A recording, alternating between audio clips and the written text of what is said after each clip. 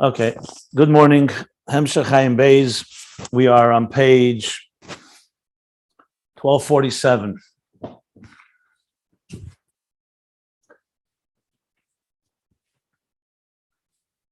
So to sum up what we're learning, in the last 25 pages, I would say, to be exact,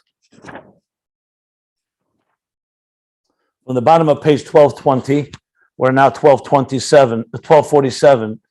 So the past the 27 pages, in order to explain, and there's a lot of subplots here. The idea is that it was before 27 pages ago was about Gan Eden. What is Gan Eden? What is its role?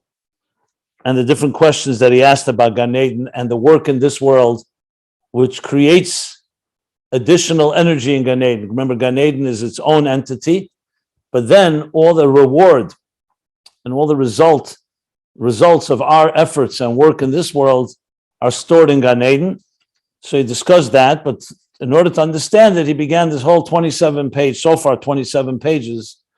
of discussion of the emotional and cognitive development of the soul and its growth and progressive growth, which I'll review in a moment. Before Gan Eden, there was a discussion of Avayi Chatum Merivoi, which was also a bunch of questions that he asked on that. I'm going back now. Merivov, yeah. Where he talked about on page 1210. And before that was the discussion of Einoid, that in the Pasuk, Vayidaita Hayoim Vashavesa Lavacha Ki Hashem Ki Avayu Elikim B'Shamayim Emal V'Oretz Mitachas Einoid, that Einoid means not just the revelation within the post-Tzimtzum reality, but that the Tzimtzum itself, the darkness itself, radiates and expresses a divine force, divine power. So all these are themes that began in volume 3 that are not yet finished. They all have questions remaining. And in order to understand it all, the Rebbe Rashab went back to a whole discussion, which seems initially, ostensibly, it could seem like, what's the connection between personal, the emotional, and the cognitive development of Mutfa, Murgish, Muskel with all of this? But clearly it's going to become very critical, and the style of Ayin Beis is different than any Maimorim you've ever learned. He develops a theme sometimes over hundreds of pages. So briefly, and I said this in a number of our previous classes, what's going on here is really going back to the central theme of Ayin Beis, which is the interface between the human being or existence and godliness. But there are many dilemmas in that interface, besides the idea that how do you bridge the finite and the infinite, the mortal and the immortal, a creator and a creation. There's also, on a more psychological level, we are very subjective, self-oriented creatures that are driven by self-interest. For the egocentric life is antithetical to a God-centric life. So the idea of a human being in this world to become godly could seem very antithetical because they're so opposite in every possible way. So in many ways, what we're discussing now, the last, as I said, 27 pages, it's not over yet, is an understanding on an operational level how a human being, based on the psyche that defines us, which begins with emotional subjectivity, can grow from that to become a godly person, which, as I said, initially sounds like two opposites, because it's either you or God. And yet, we don't want to obliterate the human being, and we obviously don't want to compromise God, which is the key to an interface altogether. How do you have two opposite entities come together? And that's the key to the whole Seder Shtalshlus, and I would say the whole Hemshech Ayin Beis, and all of Chassidus and Kabbalah, really, and if you want even broader, all of Torah, is coming to bridge these two realities. But obviously in Chassidus, and particularly in Ayin Beis, the Rebbe Rashab took upon himself the task of writing a magnum opus of literally thousands of pages. We're already in 1,247 pages. This will conclude, the whole Hemshech will conclude on page 4. Let's see here. It concludes, and it's not even the end, because the Rebbe Rashab never finished the Hemshech. The conclusion will be 1,477 pages. So 1,477 pages. We're on page 1247 now. That the Rebbe Rashab took upon himself the task of taking all of Chassidus, literally, all the sugyas of the Alter Rebbe, developed by the Mittler Rebbe, the Tzemach Tzedek, the Rebbe Marash, his father, and which is today is his yahrzeit actually, Yud Gimel Tishrei, and taking it all together and turning it into a comprehensive blueprint of how we go step by step in making that connection. Now, we learned about it very philosophical and very, we'll call it academic, more on the Haskalah level. We talk about Tzimtzum, post-Tzimtzum, and all the levels of the worlds and how we make our way back, how God created it all in a logical, progressive system, and then also gave us the tools to be able to make our way back, trace the steps, retrace our steps as we climb the ladder, even back to Lifnei HaTzimtzum, which was a big part of the discussion in the last volume, which is still part of the discussion, actually, of how we, post-Tzimtzum reality, can experience a pre-Tzimtzum consciousness, or the other way around, a post-Tzimtzum consciousness experiencing a pre-Tzimtzum reality, or post-Parsa, after the partition, after Atzilus, experiencing that which is Atzilus and higher. But in these pages, it's clear that though this has been discussed a number of times, the avodah of it, here he's really talking real avodah. How, on an emotional level, which is the word that he's been using is midas, how midas grow from the most immature child state of pure behavioral, instinctive, reflexive emotions, and how they grow together with the cognitive faculties to become more defined emotions, more refined emotions, to the point that the emotions themselves are seeking more than just survival and self-interest. And the emotions being informed by the mind are growing to appreciate things that are beyond yourself. So essentially, a human being could be defined as some scientists do define us, as purely selfish narcissists. I mean, if you look at Freudian psychology and you throw in a little Darwinian social Darwinism, you come away with a very, very negative picture. A human being is simply an evolved beast. Yes, our minds have grown, but push comes to shove, a human being will resort to self-interest at the expense of everybody else. However, we've developed, due to our minds, we've developed it in order for coexistence, in order not to kill each other. Red lights and green lights. But at the core essence, you could make the argument that a human being is just a selfish creature, period. I mean, Richard Dawkins, one of our resident radical atheists, has an entire book called The Selfish Gene. In other words, it's not even by choice. According to that argument, it's who we are. Our most important thing is perpetuation of our species. And look at all these nature shows how creatures will fight to breed, to mate. And human beings are exactly the same way, except we've packaged it a little more in refined terms, perhaps, for our own conscience or whatever it may be.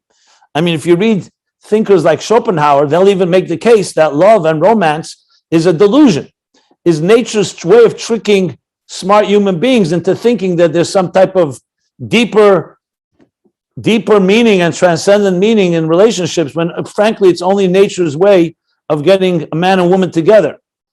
And it's actually, when you look at it, it's quite harsh. And basically, the whole idea of courtship and all that is somewhat of a mutation of human beings, because their minds have evolved to the point that they can't just deal with the fact that that we're just like bacteria or like two monkeys or other creatures and just do the job. So we created courtship and romance, and you go to a bar and you want to drink, and in the Torah way you date, you turn it into a whole spiritual experience. I mean, I'm speaking like cynic, but that's a certain theory that is very prevalent today. It's not a minority. The Torah comes and says, no, a human being was created in the divine image. Male and female, God created them. And they want to reconnect. The reason they're drawn to each other is not just to perpetuate the species, but they're drawn to each other in order to reconnect to the divine image, the Tselem Elokim, which consists of a male and female, which consists of both types of energy, the intimate feminine energy, the expressive masculine energy. And that's the ultimate driving force. In addition to that, God blessed them, Pru Revu, that I will bless you when you join in a sacred way. I will bless you with children and perpetuating the species. But that's not the driving force. The driving force is connecting with the divine. So love is not just a selfish act of perpetuating yourself. It's actually a transcendent act about the soul dominating over the body, as the Alter Rebbe says in chapter 32. But to bring it back to our discussion here, so based on that premise, it's a whole different approach to human emotions. We're not looking just to tame our subjectivity, just to keep control that people shouldn't kill each other, but we actually are divine, but we need to be trained and educated and refined to get to that point. So he goes through a whole process here of how a human being who begins as essentially a self-oriented, a selfish creature, that emotions are all about your own survival and your own needs, that slowly that can grow and become emotions that are more refined to the point that they actually seek something greater than themselves. And that was the steps he went through: mutva, murgesh, muskel, mutva being more the natural, instinctive, and behavioral aspect, then went to murgesh, where emotions begin to become defined. The mind begins to inform and in a way recognize and help the emotions, and slowly also direct and guide these emotions, not just for selfish interests, but also for broader, expansive approach to life. And then as well to ultimately even educate and teach and give birth to new emotions, not just the natural ones, but ones that come from the mind contemplating and being able to imagine and dream about realities that are greater than our own self-interest, which is essentially the contemplation about godliness and seeing God as being completely higher reality than we are, which in turn causes the feelings to want to be connected to that. But then within that itself, the Rebbe Rashab went further and spoke about the cognitive emotions, which means how the cognitive informs emotions would be the murgesh, the murgesh al pi seichel. So seichel is guiding it, but then we get to a point where the midas become absorbed and become sublimated in the mind, that they too become like cognitive emotions, what he called midas sichlim. So they become far more driven by higher transcendent interests. And that itself, we spoke about chitzenius hamoichin and primius hamoichin, where you're first still using the levushei hasaga, garments that we still relate to the point where we can abstract and get to a point of recognizing a higher truth, not on our terms, which he called more like chokhmah than bina, and chokhmah recognizing that higher truth, being absorbed by it, elevating the midas as well. But this still needs more steps, because the fact is that emotions, and especially and bina, which is the mother of these emotions, should also required to become part of the process. So in bina, we discussed two basic levels. How bina is the process that gives birth and also nurtures and hovers over the afrechim, the chicks, the offspring, which are the emotions. And then there's a stage where the emotions become mature enough and they catapult bina back to its core place, side by side, the same stature of chokhmah, of experiencing something higher. So essentially, to put it in even more simpler terms, when you speak about chokhmah and bina, for example, so chokhmah is the spark of an idea. We know that chokhmah not only is a spark, but it also has a certain sense. It's like what he called the recognition, the resonance, the hanocha sichlis. You recognize a certain resonating element of truth. He called it also at a higher level riyah. It's like seeing something, you sense something higher, but it's not yet internalized. Bina internalizes. So if Chachma is Ayin, Bina is Yesh, in the sense that it expands like a river, expands on the drop of the spring of water and turns it into a full-bodied entity, fleshed out and internalized. So essentially, just like that, like a father provides the seed, the mother provides the womb and the egg and the womb that develops the idea, or the child. In this case, then can give birth to emotions that are now expressive emotions. But at the same time, you want the emotions to have the sense of the higher truth of Chachma, and you want Bina also to have a sense of that higher truth. So there's a place where Bina is still involved with emotions, where you're using your deep comprehension to give birth to emotions. Because Chachma alone, even though it is the father of emotions, but as the father, the emotions there are very, very sublime, and they're not expressive in the sense where you feel love or awe or tiferes, compassion or beauty, whatever, and all the other midas. Bina does relate to that because Bina is a developed idea. So once an idea is developed, Chachma is only a spark of an idea. It's like everything is in a kernel, in a type of one cell, so to speak, everything in a nucleus form. And the Bina develops it. But now you want Bina to experience the truth of Chachma. So there you need what we call the Zivuk Shalom, the complete union of Chachma and Bina, where the resonating truth of the spark of Chachma is now being transferred also to Bina, but even Bina as it's in a developed state. So you're having both qualities. And that's where Bina goes back to the Atzmius of Bina, which is higher than its relationship with the emotions. But at the same time, the emotions catapult it and they lift Bina to that place, while at the same time, all being encompassed in that higher type of experience. Now, what he called this in language of the language we're familiar with in davening is V'ahavtas Hashem Elokecha b'chol levavcha b'chol nafshecha, is the love that we experience within the parameters of where Bina, Chachma Bina Seichel gives birth to emotions that we can relate to, that are Seicheldik, that are born from intelligence, but they're not the natural core, they're not the core essential emotions that lie at the heart of the soul, the core of the soul, the Etzem HaNefesh, that you achieve in the next level, B'chol Moedecha. And in B'chol Moedecha, there's two stages. One level where B'chol Moedecha is very expressive, like if B'chol Nafshecha, B'chol Levavcha, B'chol Nafshecha is like the river, the waters of the river spreading to the banks of the river, B'chol Moedecha is that it overflows. So it's overflowing love in a point of like a bligvul expression of tremendous passion and thirst to connect to the divine. Because remember, we're talking again about natural emotions, but now not as they are in a child, but we're talking about expansive in the sense like an adult. But then there's something even deeper. That still is emotional. You want also the mind to be completely involved in it.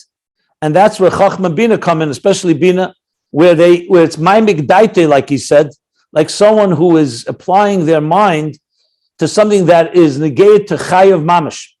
Your life is dependent on it. So when your mind is thinking about things that your life is dependent on, it's very different than when your mind is thinking about things that are optional and arbitrary. Nothing like when something is negate benefesh, it's a whole different type of immersion. And that immersion he called the Chol Meidecha, the higher level, which creates a kiloyin, kalesa nefesh, not just a thirst, but you actually become completely lost in the reality. You completely become sublimated or subsumed in the higher reality, kalesa nefesh. So that is the higher level of Bina and the higher level of Chol Meidecha.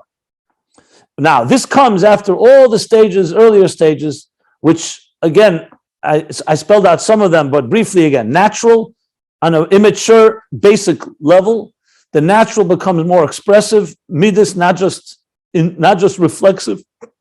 They become informed by intelligence. Intelligence actually gives birth to emotions, but then you move back to natural emotions, but now natural emotions as they are connected to God, not connected to your needs. And that natural emotions also has the mind that helps be aware of it, and to the point where the mind is completely involved, to the point that all of it is, as I said, a kalesa nefesh, complete absorption of a soul yearning, pining, longing, but deeper than that, ultimately being absorbed in the very source itself. And then there's no expression at all. At the same time, it completely transforms the individual internally. This sums up not everything, but a big part of what we've learned in the last 27 pages. But the key thing to remember that it's all part of this interface. And this will come back to help us understand Gan Eden and Ein Oid and Havai Yechatu Merivov and Ein Oid and the central themes of volume 2 and even volume 1 of Ayin Beis, which we'll get back to when we need to. Right now, I don't think I have to go there right now because there's a lot of details involved and I'd rather finish the subject matter, but it's all going to tie together that ultimately existence. So if you want to say post-Tzimtzum in emotional, psychological terms, is the world of existence where existence senses itself as the ultimate reality. Elam is b'pshitus, elokuz b'yischachus. That the world is a given, existence is a given. What does that mean on a personal level? I am a given, and God is a novelty. Which means my emotional subjectivity is a given, that I'm here, and now I have to figure out what else is there out there. Like that story I've shared a number of times, the argument between a chassid and non-chassid about God's existence. And finally, the chassid says to the non-chassid, he says, I envy you because you think about God all day, and I have to admit, I think about myself all day. Until that fellow thought it was a great compliment, until he found out it was the opposite. He thinks about God all day because he knows he exists. And the question is, does God exist? And how does God exist? And how God fits into your life? So he thinks about God all the time. By the chassid, God is a reality and a given. He doesn't have to think about it. His job is, he thinks about himself. Do I exist? Do I not exist? Why do I exist? How do I fit into the picture? This isn't just semantics. It's a completely different way of looking at things. So basically, post-Tzimtzum reality means that the Eir Ein Sof Lifnei HaTzimtzum, which consumed everything, was all pervasive. There was nothing, seamless divine consciousness. That's all there was. And the world, the idea of an existence that has its own ego, its own identity, is a complete novelty. That God needs to create that. And that's why there's a tzimtzum, to conceal this consciousness, divine consciousness, to allow another consciousness to emerge. So the whole tzimtzum really creates our independent identities, which is critical for the purpose of it all, dir b'tachtenim, to make a home in this world. God does not want, there's no goal, there's no objective in having divine consciousness. That's a given. So the goal is to create, basically the tzimtzum inverts everything. So now the glove, which always knew was a glove, becomes more important than the hand inside the glove. But our job is that this glove, which means the reality of our identities, should recognize that really we're just a glove to the hand, which is the divine hand that is concealed within us. So in other words, the post-Tzimtzum subjective identity should come to appreciate the pre-Tzimtzum reality, that God is everything. But to do that in a way that does not annihilate us, we have to go step by step. There's no way to jump. Impossible. Just like a child can't become an adult overnight. Study, education, learning, discipline, training takes time. And what we're doing here is training the human being who lives in a post-Tzimtzum reality with all its subjectivity and its own identity to come to learn and grow on its own terms, not by in any way of ever destroying that identity. On its own terms, step by step, from mutva, murgish, muskal, to be able to be passionate and excited by the things that are completely beyond it. So it begins, we're passionate, excited about things that are about ourselves and about our needs. And we're turning it into becoming passionate, excited, and ultimately subsumed by a reality that's greater than ourselves, in recognizing that that's the true identity who we are. Because post-Tzimtzum is just a concealment. It doesn't mean that God sees us to be the true reality. It's only we don't know it. We only think we're the true reality and God is the novelty. That's only our perception. Ultimately, that the truth is that God is the true reality, but we need to learn it. And that's why you need all these steps. And that's how it connects to the whole theme of Ayin Beis, because if you can't achieve this, everything else remains theoretical. You need to have a systematic process of how do you get there. And you have here in these last 27 pages, literally a systematic process that begins exactly from a child, and you grow step by step by step, which is why I said before, the other class, it would be well worth reading these 27 pages again, because you'll be surprised of how many things you'll suddenly recognize that when we learned it for the first time was very new and fresh. Now it can take on a whole new life. But we'll see whether we'll do that or not. Meanwhile, we'll still have a few more pages till around page 1254. So another 7 pages of discussing still this idea of the development of the midas and the meichen in these stages that we're describing here.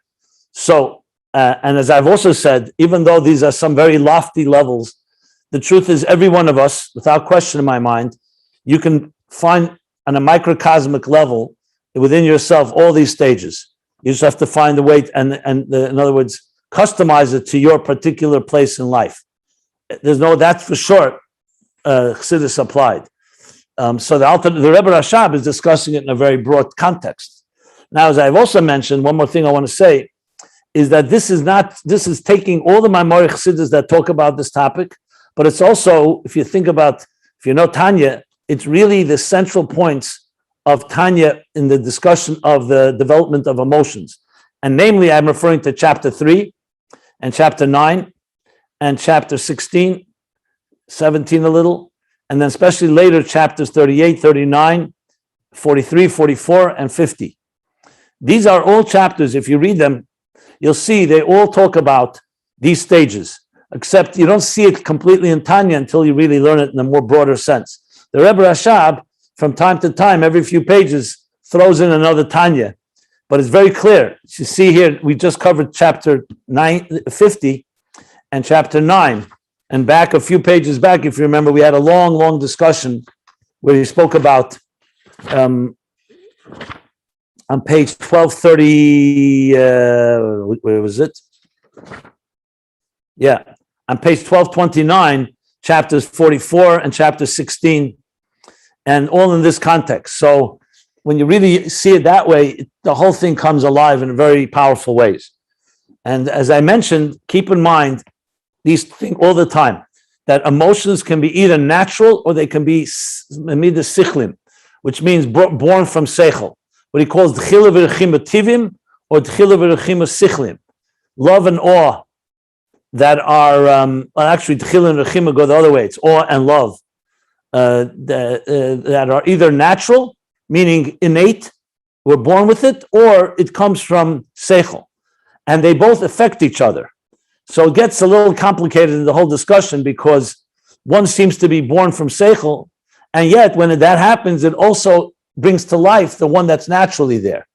Like, for example, one of the examples given for it, when you love your father or mother, so you have a natural love for them, whether you feel it or not. When you start thinking about, let's say one day you come to realize that your father had certain qualities that were really admirable. And the truth is, you would admire it even in another person, even if it wasn't your father. You know, you have certain qualities, you're very charitable, kind, intelligent, patient, whatever it may be. And you begin to love that personality type. So what happens? Since it's your father, what happens also, it gives life to the natural love you have to your father, even if you didn't know of those qualities. So you see there's an overlap, an interaction between natural love and let's call it created, I don't want to say imposed, acquired love. Acquired would be seichel teaching you something. You learn about godliness. So even though every neshama has a natural love to God, the learning about it makes it far more personal because you understand it. The natural is biological.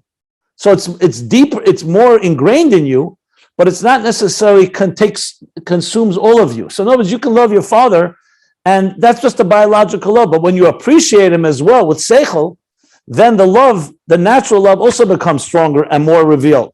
This is what he says in chapter 44 in Tanya, basically, that acquired love through contemplation actually brings alive and makes the fire and passion of natural love much stronger. It's like saying, appreciating your spouse not just the natural love that you may have to her or to him based on the natural connection, but also there's a whole appreciation which makes it far more alive and not just automatic or reflexive. So it's constantly a process of using the natural and the acquired, and they all feed each other. I just wanted to throw that in because it can be a little confusing when you read it all. Which one is stronger? Which one is more important? The truth is you need them all. And they all, that's why it's so vital that he's saying the B'chol Meidecha here is not just the natural profound love you have to God. It also has your mind and your whole being is involved in the process, which that makes it really the all-consuming love that he's describing here that creates this total bittul betachlis, where you're completely consumed with something that you love so much. Because you can love your father and not be all consumed by it. It's a love. It's biological. It can never disappear. It's very profound. At times it will be very much alive, and at times it won't be. But if your whole being is involved in, and I'm talking Father now as God being our Father, then the whole thing takes on a whole particular power. I just want to give one more point about it. You know, we talked many times about Ben Shanasa Eved, Eved Shanasa Ben. In Samach Vov, I mentioned a number of times, very much about the Ben Shanasa Eved. That even though we're a Ben to God, Boni Matam Lashem Alekechem, which means we have a natural connection, like he says in chapter 2 in Tanya, that every neshama is a cherika lekam mal mamish, not by choice and not by effort. You're just, it's like your father's son. You're God's child. As far as that goes, because of that, you have a natural godliness within you. You have a divine personality. No avodah necessary for that. In Ayin Beis, there's not one word of avodah there. It's just a fact. Then he talks about that fact exists even in neshamas that are very low neshamas, even Paishi Yisra, whatever it is. Everybody has that divine personality. Avodah begins in chapter 3 in time. So that's that. So you could say, well, that's very profound connection. Yes. It doesn't get higher than that. So why do you need avodah? Because avodah makes it yours. That would be like God gave you a gift, that you're a piece of godliness. Great. But that's not avodah. That's not about you. You've not become the interface of becoming united with godliness hasn't taken place. So that's why you have the concept Ben Shanasa Eved, which means even though you're a Ben, and he springs from Zoyar, which means you can hang out in the inner sanctum of the king's palace. A child can be in the inner sanctum, in Kodesh Kadoshim, because he's a child. No one else goes in there.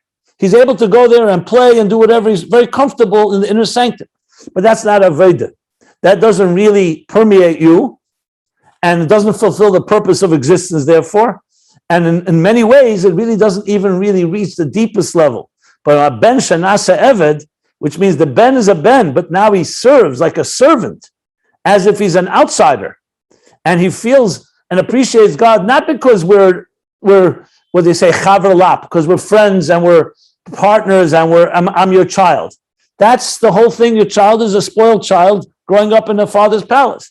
The father sends the child away from the palace into this world, where here the king's child is not recognized as a king. Here we have to live in a hostile world with all the challenges, to deal with all the challenges of illness and disease and enemies and hostility, etc., etc. And here you come to work hard.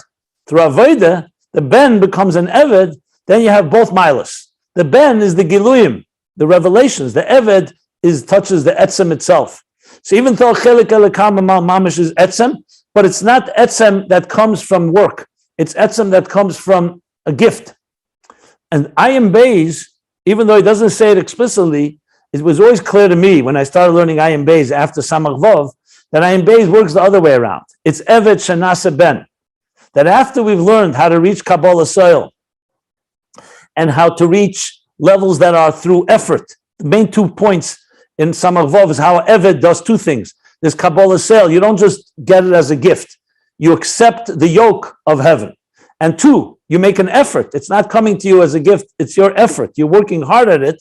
Reaches the deepest levels of Atzmus, Helama Atzmi, that the Giluyim of a Ben can never reach. So even though he's a Chelik Elekam Mal Mamish, and which is an essential thing, but he doesn't reach the core essence that even is higher than that, in the sense the divine that is not even that is not expressed in any form of Gilui and revelation. In Ayin Beis, he goes back. Now, once you've known that, now comes the Eved Shanasa Ben. Now let's bring it back that the Ben should have all the qualities that the Eved has. So there's the Ben Shanasa Eved is the Ben forgoes, so to speak, his personal relationship. Basically, the Tzaddik is becoming a Baal Tshuva, but then in Ayin Beis, the Baal Tshuva becomes a Tzaddik, because now what you have is becoming back internalized into the structure of your being. So they're both interfaces, but they're two different stages. In a way, Ayin Beis is more, Samach Vav is more tefillah. Avodas HaTefillah, Aramimcha Elokai HaMelech, that you're elevating Elokai HaMelech, the godliness in existence, to states of transcendence beyond existence. And in Ayin Beis, you bring the transcendence of Aramimcha Elokai HaMelech through Torah back into existence post-Tzimtzum reality. But there's plenty of overlap. So I'm not going to say that Samach Vav doesn't have discussion of these levels of Torah, and Ayin Beis clearly has discussion plenty of Mamata L'mayla, which is a lot of what we're learning now as well, Mamata L'mayla. So there's plenty of overlap. But overall, they both complement each other and create this bigger picture. So I hope you don't mind, maybe between Yom Kippur and Sukkot, a little expansive overview of the whole Ayin Beis, as well as in context of Samach Vav and other Chassidus. So I can go on and on, a long big farbrengen here, but you got to make Atkana Kofa Aleph.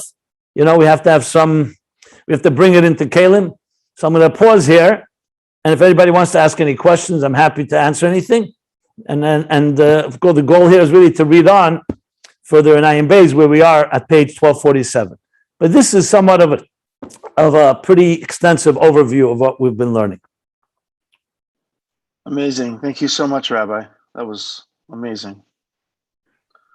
Thank you. I have a question. This is from left field, so you can just say, this is a completely different thing. Let's not go there, whatever. So forgive me if this is just not a good question in the context of this, where we are.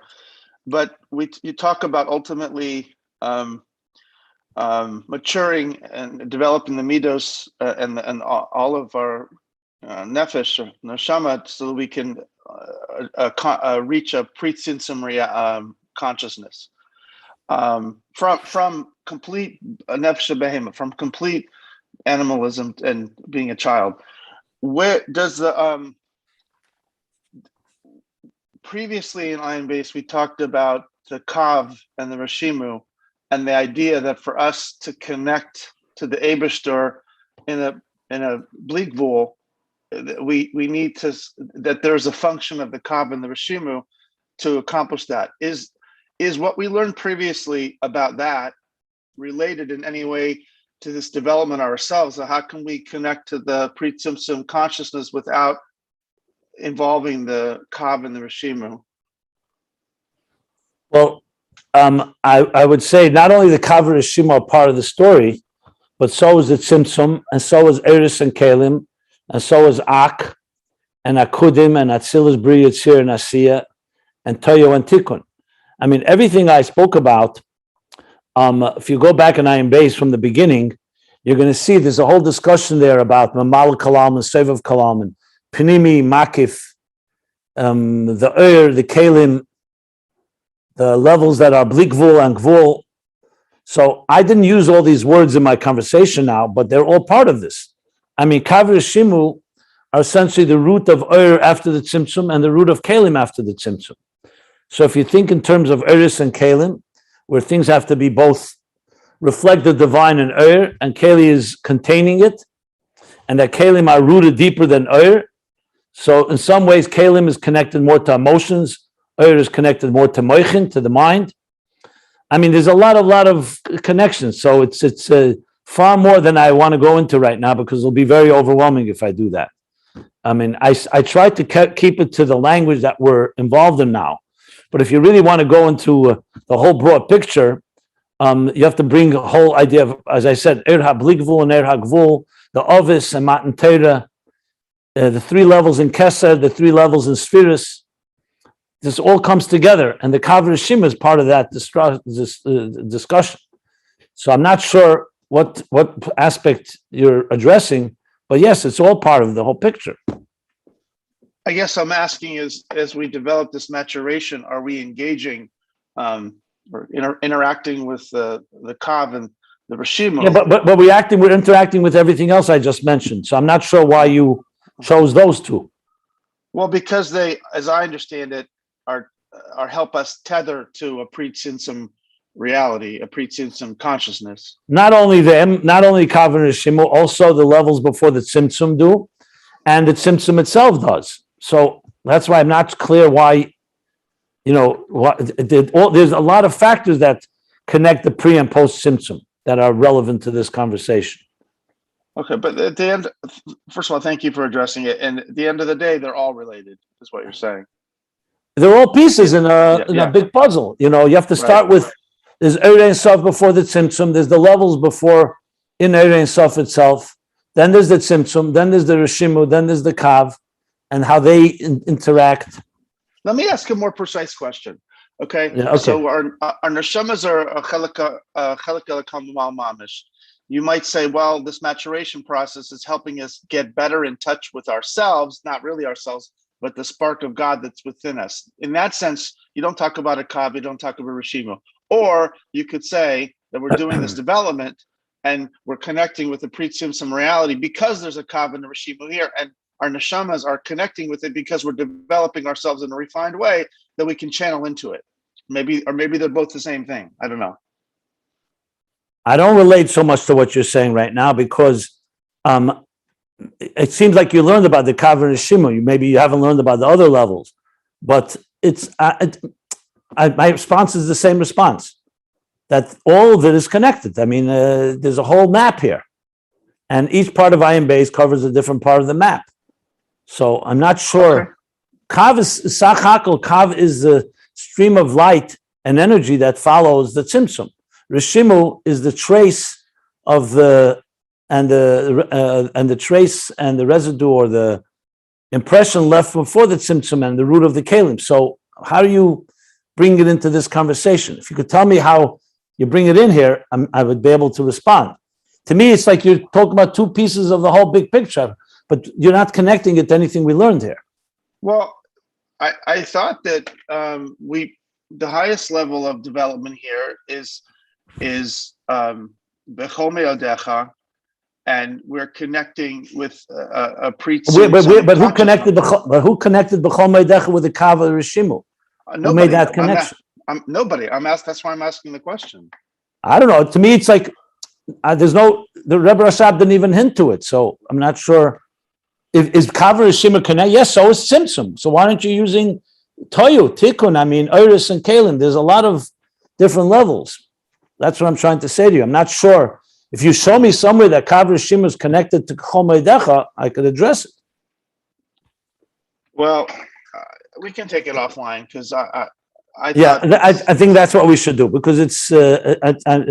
I'm not clear what you're thinking or what you're really. Okay. Okay, so let's let it go. Okay.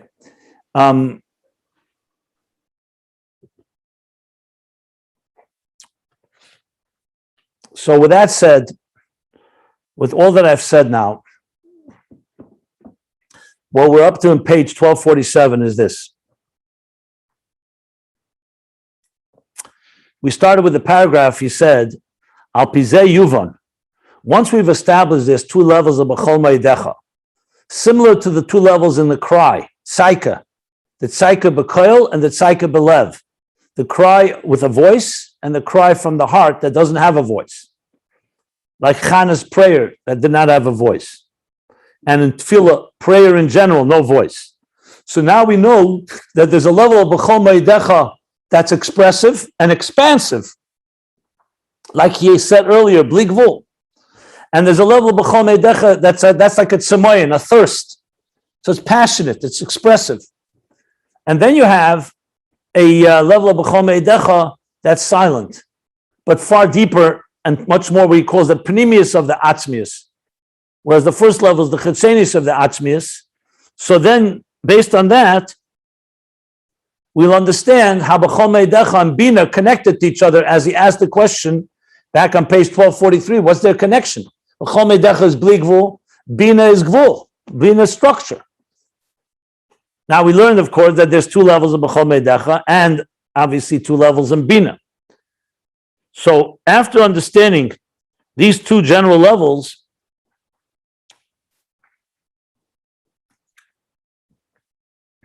he says, Al Pizeh Yuvan, and I'll just sum up what we learned, because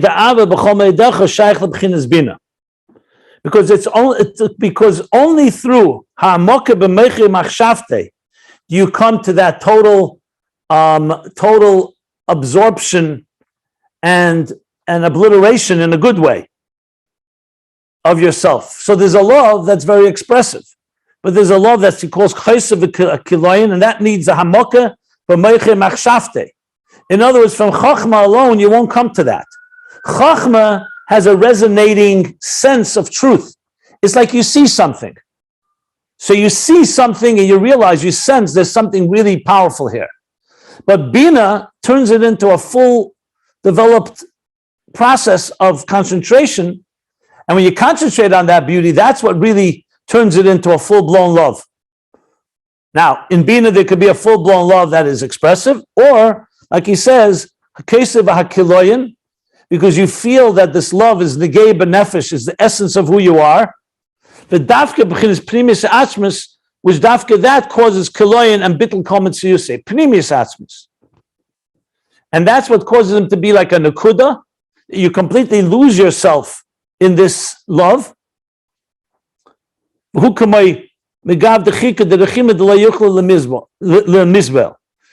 is the dechika, the pressure, feeling the pressure of love that causes you to lose your identity because you can't contain it. So in other words, to put it in different terms, I used these terms earlier, that two people can be looking at something of a real masterpiece, a work of beauty, something really beautiful. One of them is extremely excited about it and can talk about it and can describe it to others. And you can even see yourself experiencing this beauty, but you're not totally absorbed. The other person becomes so lost in it, they can't speak, they can't talk to anyone else. They're completely lost, a complete absorption. Now, the first one sounds louder and more appreciative of it. The other one is quieter, but which is a deeper experience? So the same thing is like in any type of real intimate connection with something, there could be a level of intimacy, but there's still expression. And then there's a level of intimacy where you literally melt into the experience that the subject and object become one, like completely in the zone, and there's no sense self-consciousness, and you can't even talk about it. You can't like say, oh, I'm feeling excited. There's no I to say I'm feeling excited. So the first one is a deep thirst. You're thirsting for it, you're longing for it, you're connected to it in that sense. But it's coming from a place of distance, you're not in it. The other, you're in it. So the thirst is no longer there because you're in it, but you are no longer sensing anything in a conscious sense of the word. So it's complete consumption, completely subsumed or consumed in the experience. And that's the difference between B'chol Meidecha that's expansive and B'chol Meidecha that turns you into a nakuda, because you can't deal with it. The other first one, you see it, you experience it, and you're thirsty for it, which means you're there, the experience is there, and you are so thirsting. So there's still a relationship in that sense. Here, it's total absorption. The Avikazeis, he says, and this level of love is only when you completely put your mind and your thought in the process, you're completely absorbed. It's not just coming from the natural love that you have to something. Like I said before, you can love your parent, you can love something, but doesn't mean you're completely annihilated in the process or obliterated in a good way. I mean, you love it and you appreciate it and you understand, and it's there.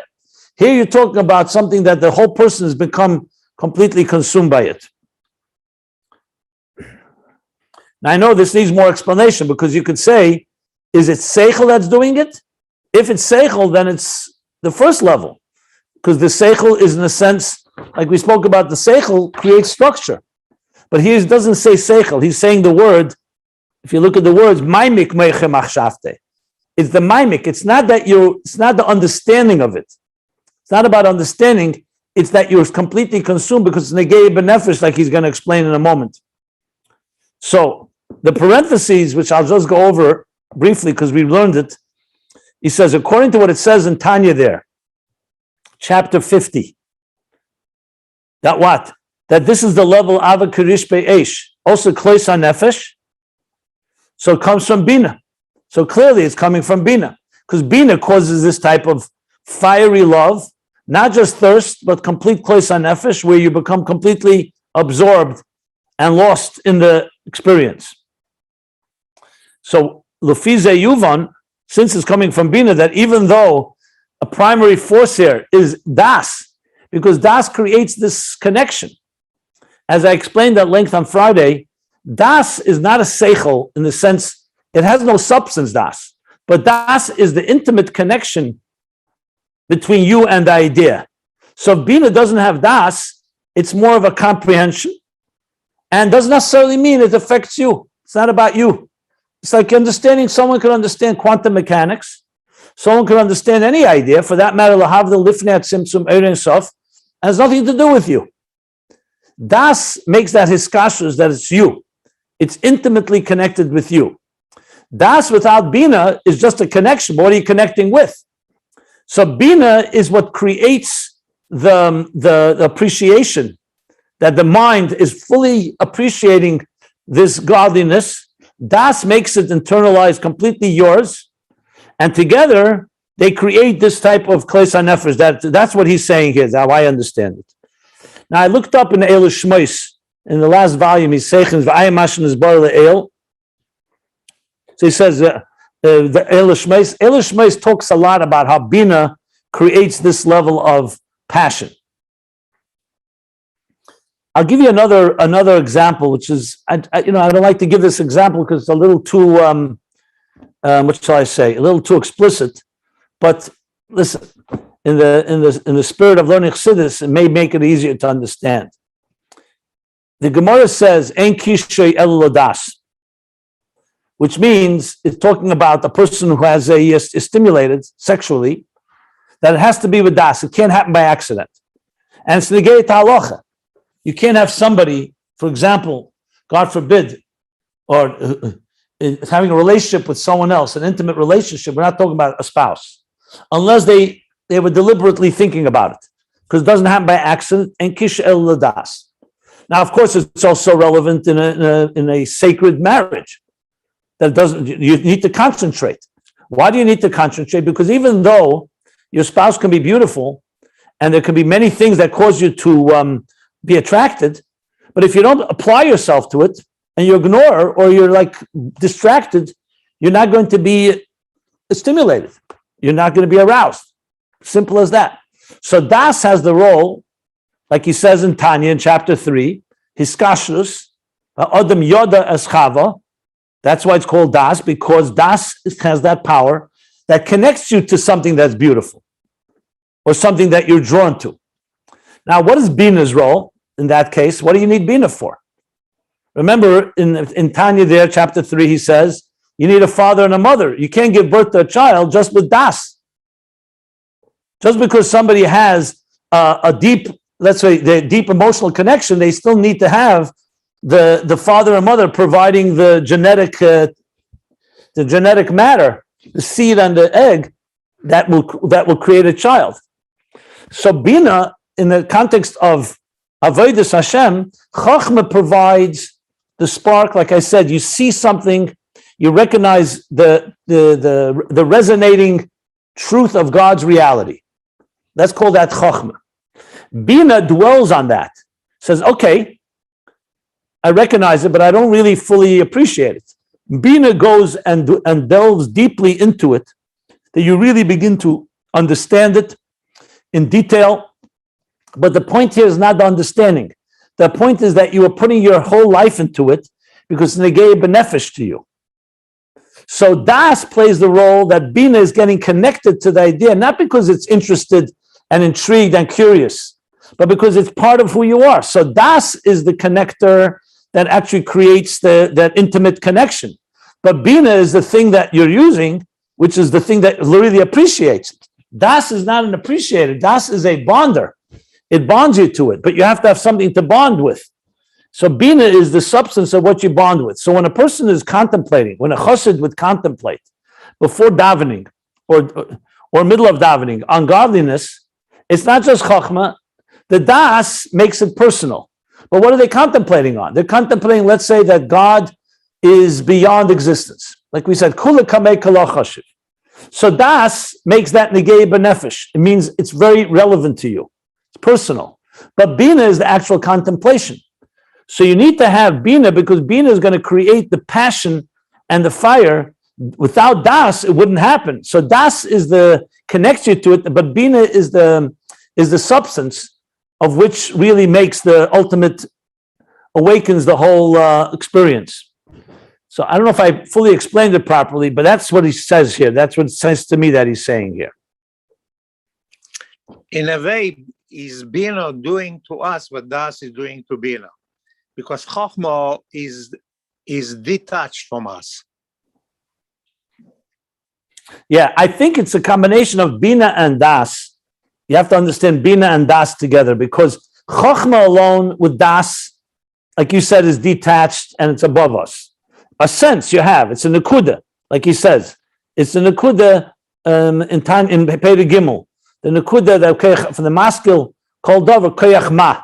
It's still beyond. Bina is where we experience it. I'm thinking for a moment.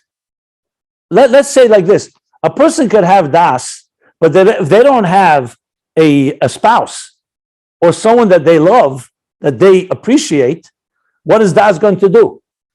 I mean, yes, I'm not talking about sexual fantasies now. We're talking about there's something there to talk about. There are two people. You say a chassid and a rebbe. The chassid loves the rebbe. There's something to love. There's substance here. The das makes the hiskashus that I really want to connect and love it in that way. But so in other words, das without bina is just a deep connection. But a connection with what? And bina is what creates that internalization of the whole experience. I also would say this, because we're human beings, I think this is important. Because we're human beings and we're not initially conscious of our connection to godliness, if you didn't have Bina, we would never be able to climb to appreciate it. You have to have this bonus, because you could say, you know what, I have a chelik elikam mimal mamish, I have chachma, I have das, what do I need Bina for? Bina is the step that brings you from where you are now to understand things that are beyond you, to understand chachma and appreciate it. And the das is necessary for the connection, but the bina is necessary for the growth and the development. That's why the mother hovers over the afrechim. You don't say das hovers over the afrechim. You say bina, revia al bonin. Aim revetzes al afrechim. Bina. Why not das? If das is the connector, because das is a connector between midas and chachma and mechin, or between chachma and bina, as we learned in volume 2. But das is not doesn't give birth. The mother gives birth. Bina gives birth. Das is not a childbearer. Das is a necessary element of this kashrus to make the birth happen. It would be like saying, I think that explains it. I think better. Yeah. Yes, but you need the das, because otherwise the bina will also be a little bit not connected. No, absolutely, I just said that. I didn't say you don't need das. I said, but das's role is not to give birth. Das's role is to create this kashrus that allows bina to give birth. That's the point. Thank you. Yeah. In other words, bina alone, you can appreciate something, but it remains academic. He says it clearly. I mentioned on Pedek Aleph Kuf Ayin Vav. I'm actually going to read a line. He says, "The b'moyach habina hu b'chinas hasaga levad va'oz inyan adayin meruchak mimenu she'eina nirgish atzlei b'pnimiyusei. V'zeu the bina b'chinas makif adayim de'ima yesh hasaga makom makom ein b'chinas hergish pnimi.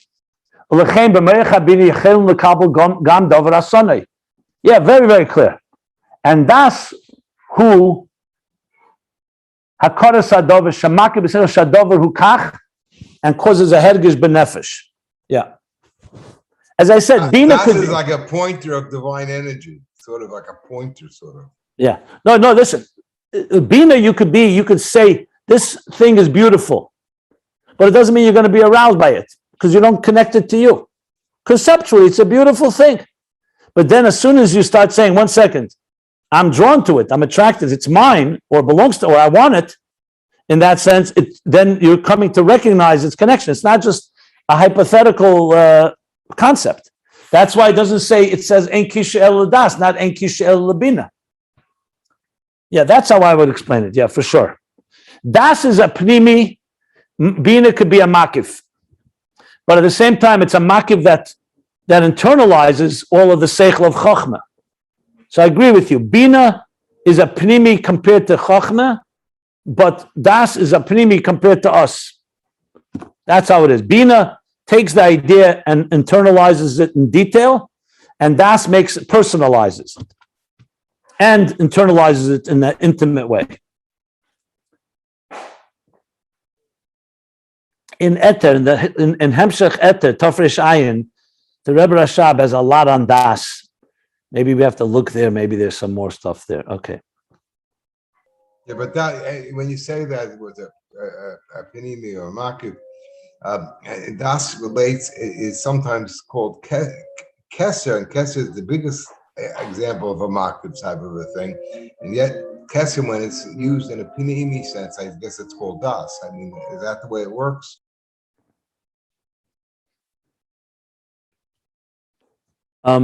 It's makif compared to the person. It still remains somewhat detached of the person. That's the point.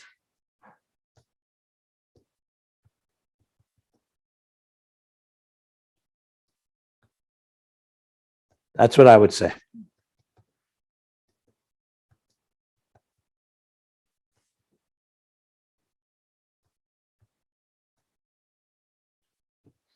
Okay.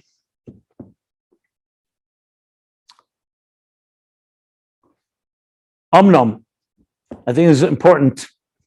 I already said this, but he says clearly, Omnom b'gdei sheyeh tekev ha'amoka b'seichel v'das. So here clearly says seichel and das. In order for there to be the intensity of hamoka, which means really applying yourself in depth. Let me just tell you the contrast to that. The contrast is more of a superficial engagement. Someone can come to you and ask you something, and you can give them an answer, but it's more iber flechlech, as they say, surface, superficial. When you say hamoka, if someone comes to you and tells you this is negei benefesh, this is life and death, then you apply yourself with a very different type of engagement in the idea, much more hamoka. If your child comes to you and says to you something like, that's superficial, that's the response. But if the child tells you, this is my life is dependent on it, or it's your own life that's dependent on it, the hamok is a very different one, completely different. What he said at the bottom of last page, that b'dvarav shechayev tluyim boy v'negei ad hanefesh mamish. Now, I'm thinking that that's what das does, because it makes you feel that way. It's a skashus that it's so negei benefesh to you. But the fact of the matter is, you could have das, and it's not necessarily life and death. You could still say it's my father, it's happening to me, and doesn't yet have that gravity. So clearly, it also depends on how deep. Das can also exist on things that are not as monumental. Let's put it that way. Here, he's definitely talking about a combination. He says clearly, "Sheyetekev ha'mokas b'seichel v'das zeh gufa ha'yidei she'avos Hashem elikuz b'chlal negei alei b'nafshe." Has to be negei b'nefesh. Meaning, it has to completely be. How do you say negei b'nefesh in English? Not just relevant. Has to touch you has to touch your soul in a very direct way. Negei b'nefesh. Touch your core. Touch your core. Yeah. Like you could hear the Rebbe say something to do everything you can to bring Mashiach. So some people are very inspired by it and touched by it and so on. But negei b'nefesh means your very life is dependent on it. That's what I would say. Negei b'nefesh. Even stronger than touch your core. Your very life is dependent. It's that sense of urgency, that negei benefesh. And he's going to give now another muscle, which is that muscle that I remember I mentioned to you. This comes from the Tzemach Tzedek and maybe the Alter Rebbe, but he gives a derech muscle. Here's the muscle. You have a plaintiff and a defendant standing before judges in a bezdin. So two people. The danim bedover gadol, and they're dealing with a case about a big matter. Ukamoy b'schum gadol v'rav, a large amount of money, a large sum. Gadol v'rav, both large and great, meaning it's significant, very significant. He doesn't say money, by the way. He says schum. But most likely, schum usually means a sum of money, or it could be property, but something of very high value. Let's say $1 billion case, okay? Just to drive the point home. $1 billion case. And shenegele b'chaya nafshi mamish. Mamish negate a person's life. It's not something negligible or optional. Negate mamish. Here he says clearly money. And for sure, like it says in the Gemara, that his money is precious to him like his very body, like his very being. Money can be something that's outside of you, but there's chaviv kegufe. It's literally like your life is at stake. So chaviv lov kegufe. V'toyen l'fnei hadayanim tainus, and the people who are standing before the court are arguing. The toyin, he's arguing before the judges different arguments. Sheyiska behem lefidaite, arguments to make his case according to his opinion that he should merit, that he should win out here. So one of them is making a case that this money or this very valuable, precious case is all. I am the one that is entitled to it. Sheyiska behem lefidaite. Yeah, he's presenting his case. His involvement in this, his investment in this, meaning his investment, hurak b'seichel shemischaka me'ed b'tainosov u'maymik b'zeh b'sichle machshavte. So his investment, his immersion in this, hurak b'seichel, it's only with the seichel shemischaka me'ed. He's being very innovative and very creative and very conceiving of all kinds of ideas with his arguments. And he immerses himself with his mind in this, and his thought, and comes up with all kinds of great ideas to make his case, for his merit, for his case.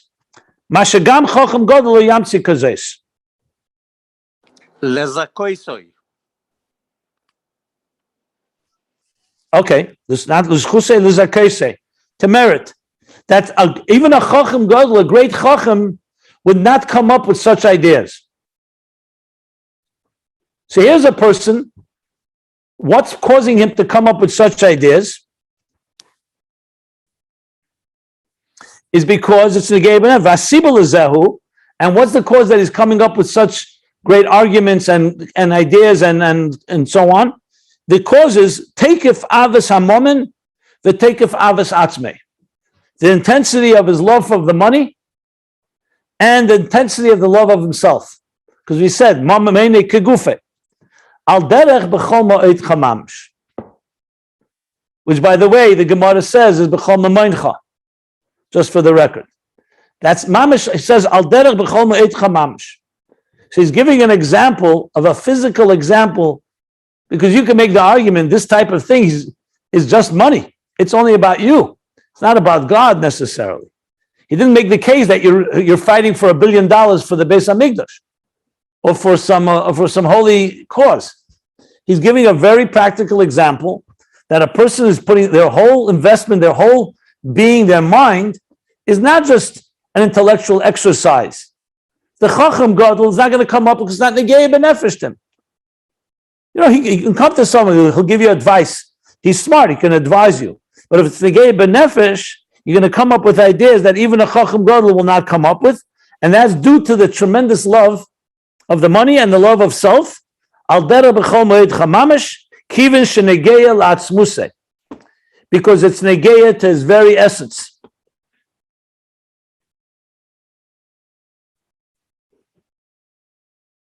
Okay.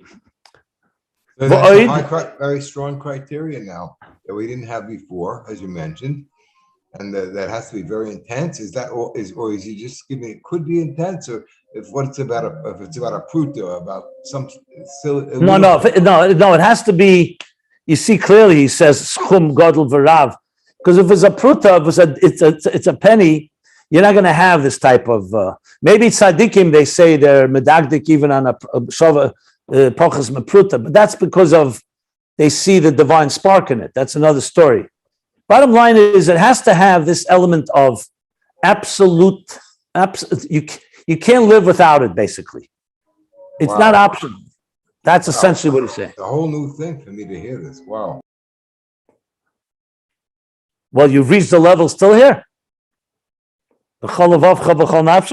Okay, you got your work cut out. I'm still on the pruta level. So one second, let's just finish. And moreover, or additionally, he actually brings this now. Means with all your money.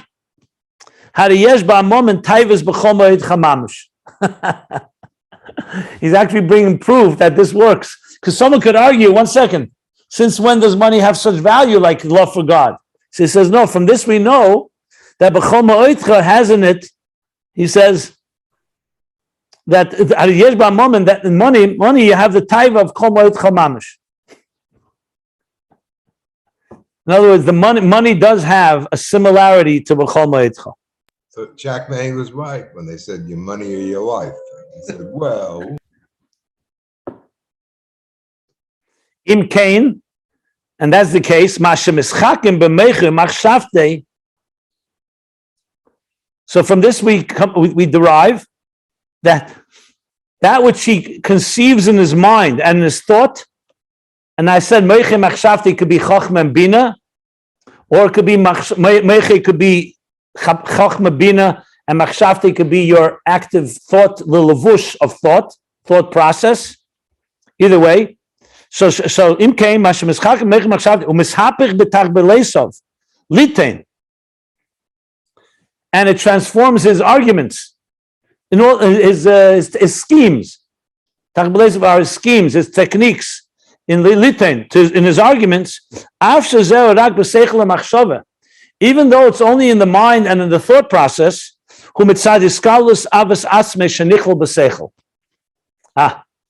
it's not seichel that's objective alone. It's due to the avas asme, the self-love that this is all about. It's included in the seichel. In other words, if it was just a seichel, so seichel would be somewhat detached, wouldn't have this element of negei b'nefesh. I win, I don't win. But here you're talking about someone who cannot. There's no way their whole life is dependent on it. So now avas atzme is affecting the seichel. Now, usually we use that in a negative way. We say that love can distort. That self-love can distort your mind. Here he's using it in a positive way. That the love for God is so deep and so negei b'nefesh that it itself becomes encompassed in the seichel. In other words, the avas atzmei is encompassed in the seichel, u'meshum zeh, and due to that, hu ha'amokis hagdela shalei, are all these deeper ideas that he has. B'sichlei hu ha'amokis hagdela shalei b'sichlei b'zeh v'haskola ha'amokis shemaskol ha'mischakim. Meshum zeh ha'amokis ha'amkus hagdela shalei. Ha'amkus or ha'amokis? Ha'amkus.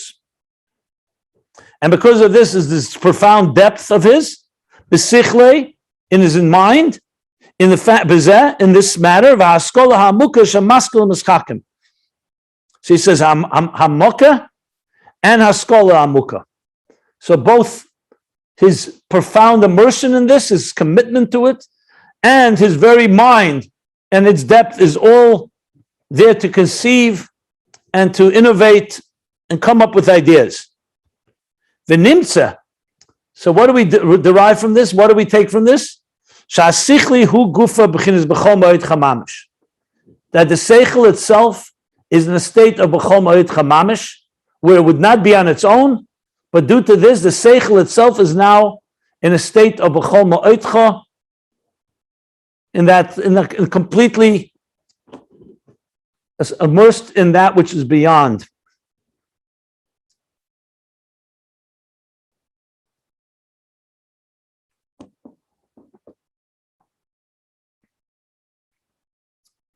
Okay, now he's going to go back to the nimshal, to the moral of this. Anybody want to ask anything? The Rebbe Rashai is expressing himself in such a powerful way.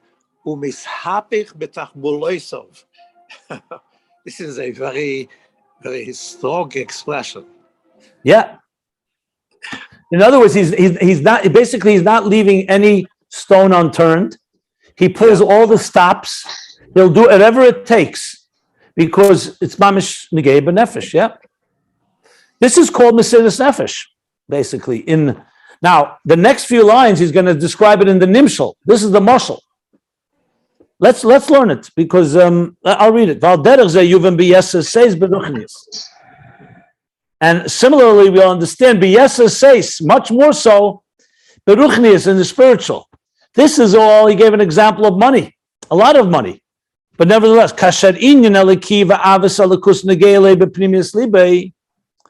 when a divine matter and the love for godliness is negele, affects him in the inner part of his heart,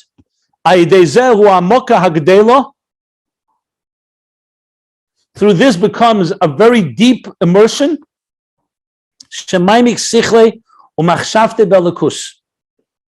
that he puts his mind, he immerses his mind and his thought in godliness.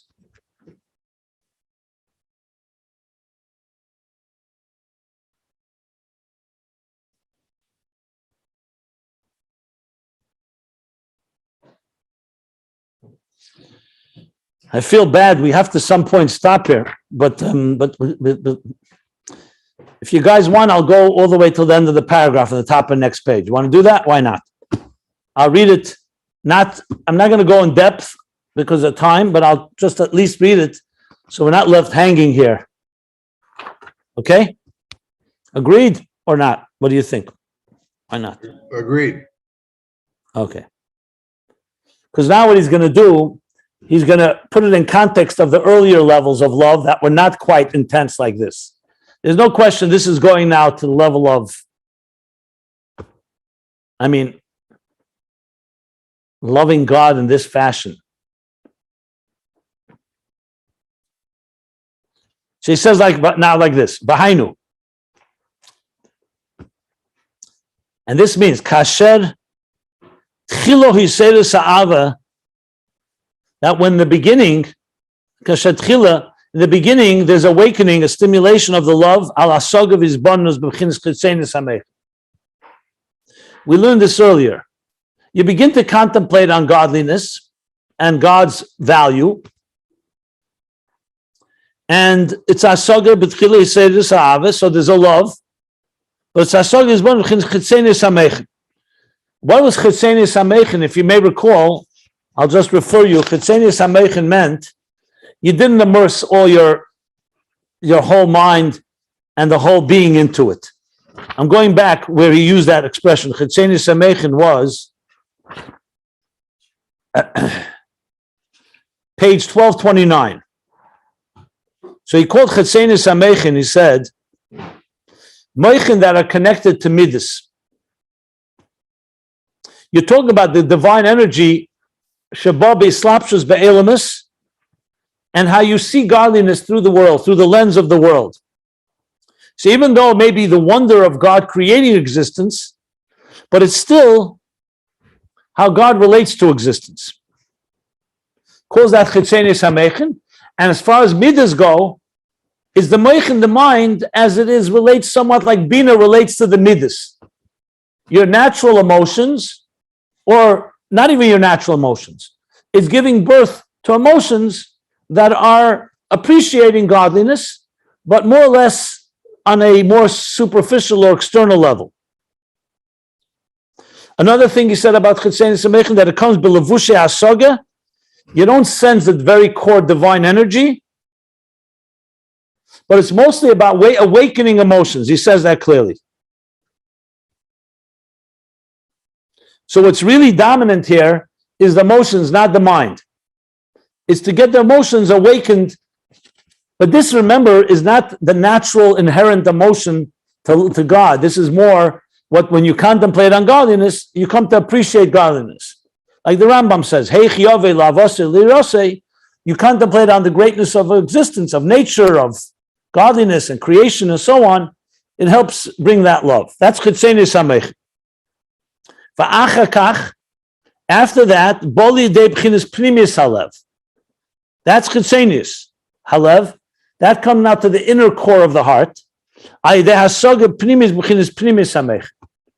So then he went on and said, and then we go further, primis hamech, back to that page, because he's definitely referring to that. So what does he say? Primis hamech is? What did I say here?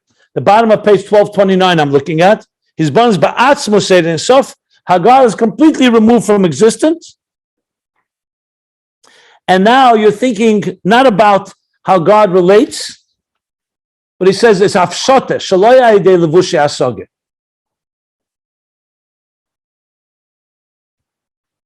So now you're not talking about how it relates to existence or relates to us. It's God on God's terms. That's primis hamechin, and that touches primis halev.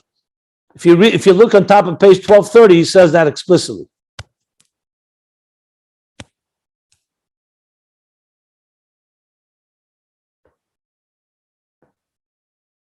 So it's essentially removed from existence and removed from our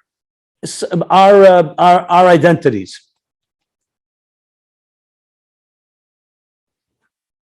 Okay. Now continuing. So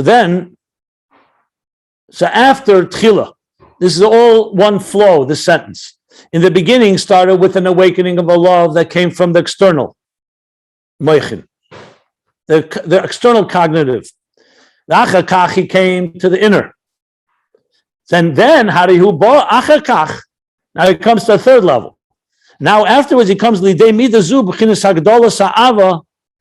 Now he comes to this level of amida. Remember, we're talking about the growth of emotions.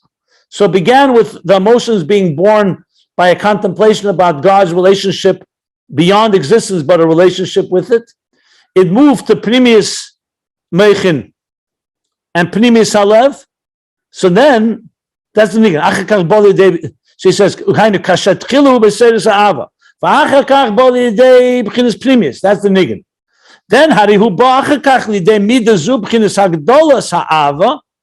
now he comes to this emotion of love to the higher level. Hagdolas ha'ava is the maturation, the development of this love.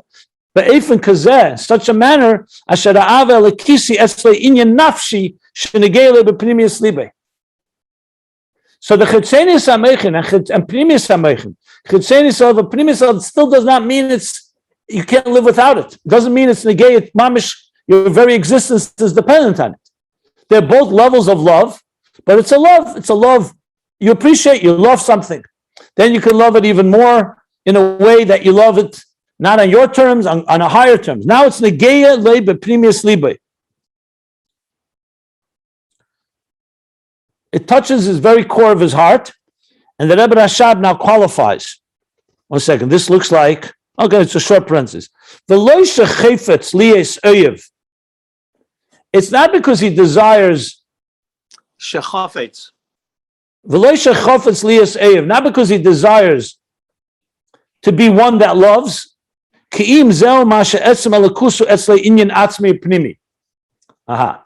So here you could say, you know what? Maybe now he's come to a point where he really wants to experience much deeper love. So he said that's not the driving force here. What's driving it is that etzem alakus, that godliness be'etzem, is for him an inyan atzmi primi. It's like his oxygen, essentially. So you don't say, I want to love oxygen. I want to love life. It's negei b'nefesh means because life is your very essence. Not because you want, it's not because you're deliberately or actively going into a state. The first two states come through a contemplation. It says, V'haftas Hashem Elokecha. How do you come to Ava? Says the Rambam, or says Chassidus. You contemplate. You don't contemplate about yourself. You contemplate on God and God's greatness, and your goal is to reach Ava. There's a mavukash, it's called. There's a goal. Now he's saying you're coming to a place where you recognize that it's who you are. It's not something, oh, I want to love my life. You love life because it is who you are. Inyan atzmi primi ukamoy chelki Hashem imra nafshi. So he teaches chelki Hashem imra nafshi. God is my lot, my part. Amra nafshi, that my very soul says that. V'hi ha'ava lekis. And that itself is the love of God. So it's not that you're aspiring to love, you're not looking to love. It is the core connection that makes that is the love.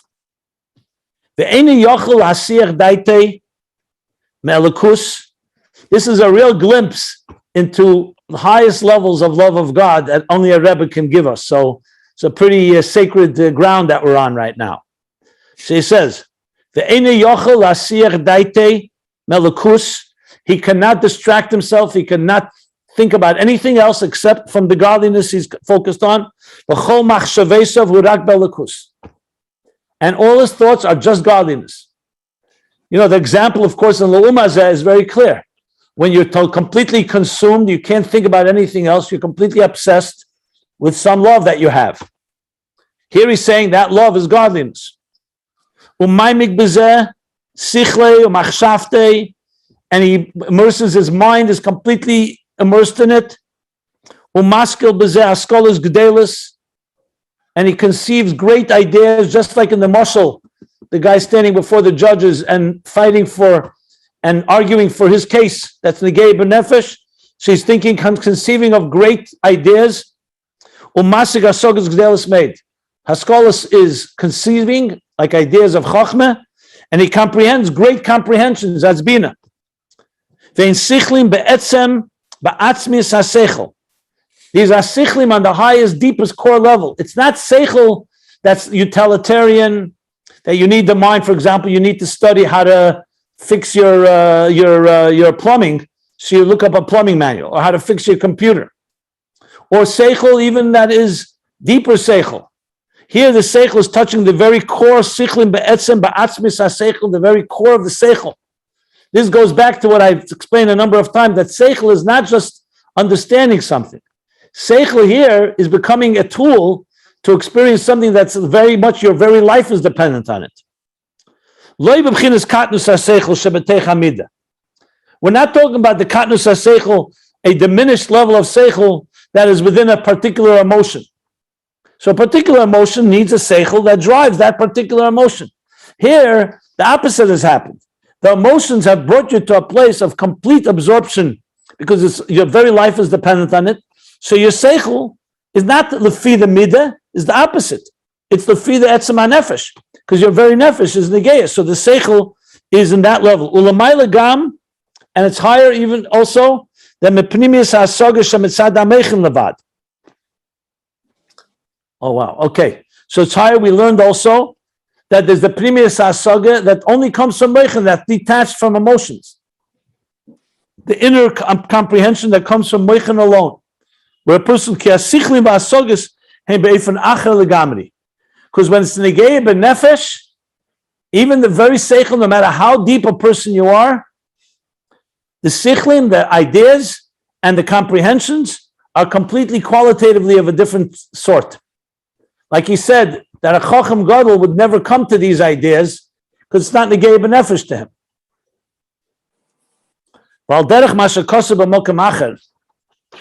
And similar to what it says elsewhere, b'inyan tachlis hayidiyah shalei neda.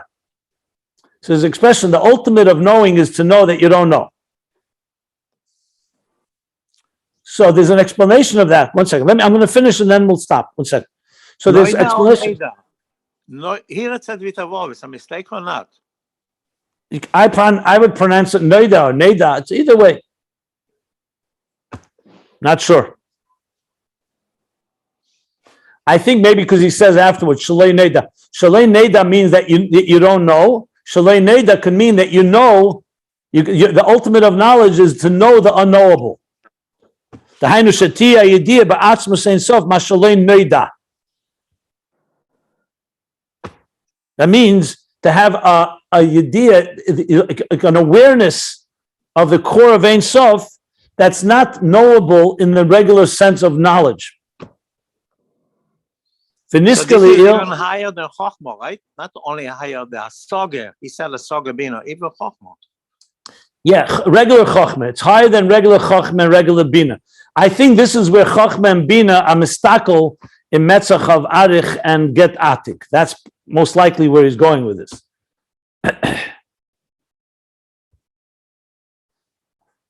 So, okay. This was mentioned earlier, this idea, Tachlis idea Shalei Neda, in the Maimer Bereshis, the second Bereshis, he says it's in volume 2. The idea Zesu kasher alakus negeyale. Such an awareness, such a knowledge, such an awareness and recognition is when godliness is negeya. Again, it touches him. It's negeyale, not just it's an idea. Va'ikirhu, and the primary thing here is hamoka b'yesher shezel l'mayla ma'asogeh. That it's not just that you're going to the best, you're getting the greatest ideas and concepts, but the hamoka, the very immersion in this, you're completely invested. You're going to do everything possible. You immerse yourself completely, which is higher than comprehension. This is clearly das. That's the recognition of the idea and the feeling within the idea. He said that earlier is clearly das. The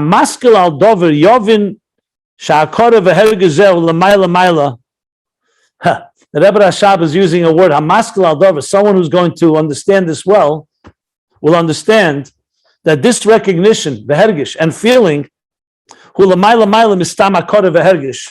is far higher than regular recognition and feeling. Top of page 1248. This is an immersive experience. How that everything before him is nullified. Hashem Agdula canal. That Gedula belongs only to God, and even Gedula greatness is also a nullified before God. He said that at the bottom of page. Where was the here? Bottom of page 1246. Hashem Shabbatul Betachlis. Yeah. Shaydeze Nasa. He said this beyeser beprimis ve'atzmus nafshe mamish canal. Through this causes an awakening, a stimulation, an increasing one in the inner and core of his soul, mamish, literally, canal. Okay.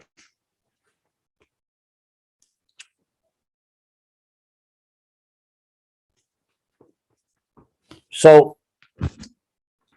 he clearly spelled out 3 levels here. I'm thinking I did b'chol avavcha, b'chol nafsh, b'chol chameidecha, maybe not.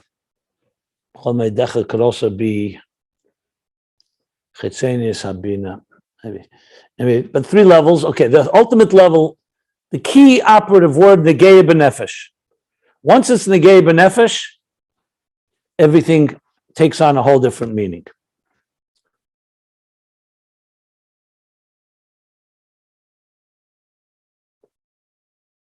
The Rebbe once said in the Farbrengen that, I forgot what he was talking about, maybe some issue, some problem that was going on.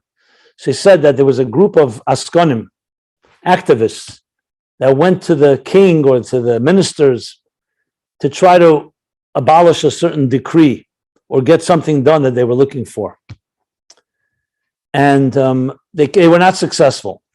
They came back, and the Rebbe said the Chofetz Chaim, they presented to the Chofetz Chaim. The Chofetz Chaim said, "Hat emetze gechalisht." when you were standing before these ministers and making your argument, did anyone faint? And the Rebbe repeated, did anyone faint? In other words, you made a good case, you were good lawyers, you presented it, and you were successful.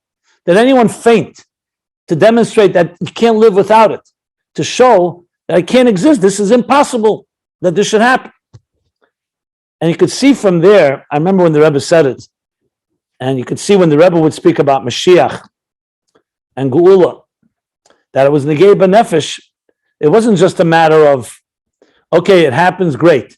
Or even more than that, we'll work hard, we'll work very hard. But it was a matter of life and death. You know, I mean, we don't know God's mysterious ways, but when the Rebbe said the talk a little more than 30 years ago, that I did everything I can, and I'll give it to you. Everything I did, he said, was lehevel larik, was to waste. Negei b'nefesh. You know, some Chassidim of the record say this may have been ultimately the force that the Rebbe felt, that if we don't do what we have to do, what else can he do? And essentially came a stroke 11 months later, and then 2 years and a few months came Gimel Tammuz. You know, this is called giving your life for something. Now, we don't really, we have examples for it in our personal lives, maybe. When it comes to a loved one or to your own life, you'll fight to death, so to speak. You'll fight, you give everything you have to fight for something that's negei b'nefesh. But to find it in Elokus, you know, you learn Chassidus, and we hear the stories about the Rabbi, but this is what it's about. And here, you're not going to hear such issues very often in my Marim, this level of complete passion, but he's giving examples that we could relate to, the money and the other examples I gave that we can relate to. And you see how people go crazy over even a few dollars. You called that a marshal before, and you said this is the Nimshal. It's different than saying that was an example. Well, the Nimshal, he says, is even more. No, I'm just saying, but at least we have a taste, we have an example of what this means, and this is calling the highest level of midas that have become sichlim, because the seichel is a very powerful force. In many ways, it's higher than emotions, because it gives objectivity, it guides, and so on. It has the ability to go to places beyond our subjectivity. But then emotions have something seichel doesn't have. You know what that is? Passion. Seichel on its own is cool and collected. Like he said, Ave b'tainugim, mayim originates in moyach ha'chochma. The passion of midas is something seichel doesn't have. In seichel itself, Bina is gvura, is the source of passion, of fire. Kirish be'esh. That's what he says in chapter 50. Now, Bina itself is seichel, but because Bina is so involved in it, Bina gives birth to the passion that's in midas.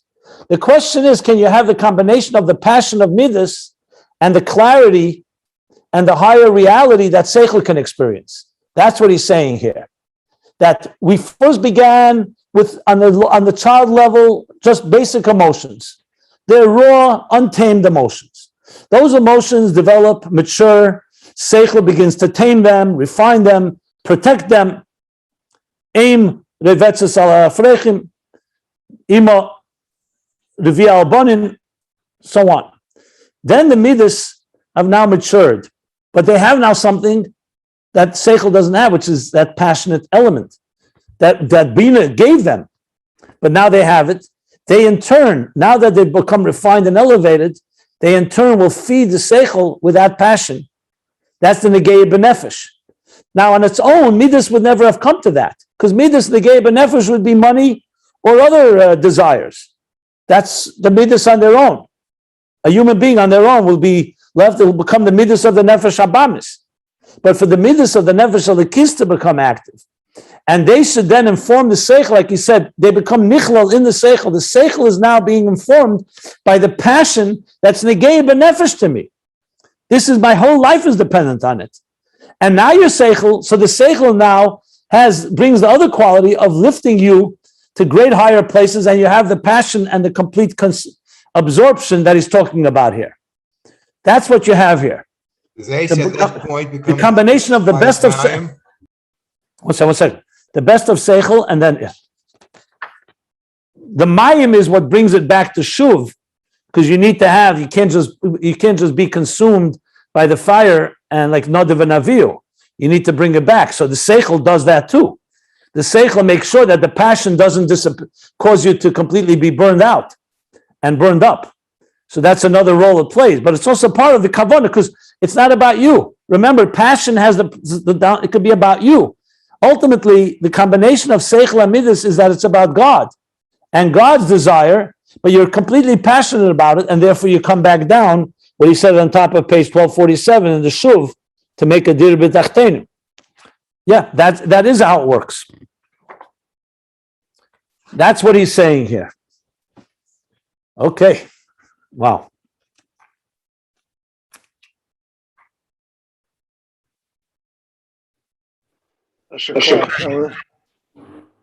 Low paga or low naga. And the Rabbi said that. Right? Yeah. Well,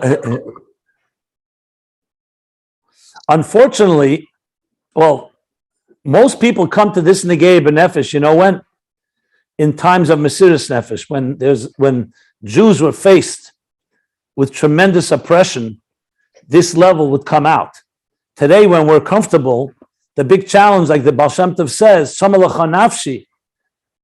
Yeah, but it came by Kodesh Chazisicha, Halavai. That B'Kodesh, when you are in a comfortable place, can you reach such a level of passion and thirst and kaloyin and kalois hanefesh? That's the difficulty. When you're forced, unfortunately, when we're in suffering, it's deeper. It's easier to reach such levels of complete negay benev, because you have no choice. Your life is dependent on it. Can we feel that way today with all the comforts of life? That's the big challenge.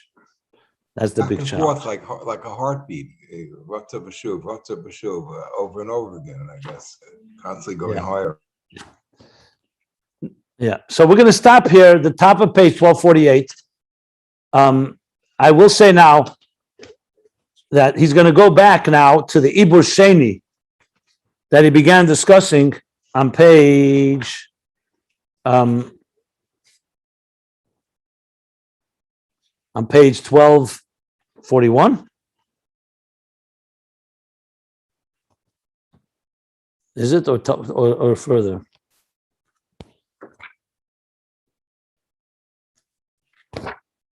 Yeah, I think 1241. What was Ibur Sheni here? No. I think earlier. What's that?